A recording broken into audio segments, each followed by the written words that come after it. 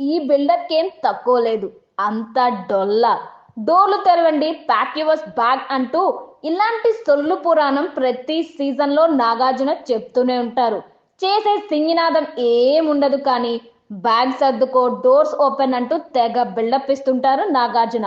ప్రతి సీజన్లోనూ same script, same buildup. చివరికి చేసేది ఏమీ ఉండదు. తెరిచిన డోర్స్ ని మళ్ళీ మూయిస్తారు.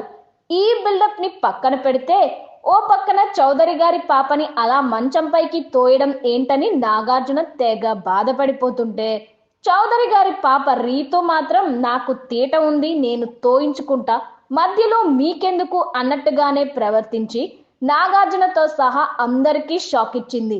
నాకు లేని డి మీకెందుకు నాగార్జున గారు? ఆడజాతి ఆణిముత్యం రా. మొగుడు పిల్లల గొడవ మధ్యలోకి దూరితే పళ్ళు ఊడిపోతాయి అనే విషయం చాలా మందికి తెలిసిందే.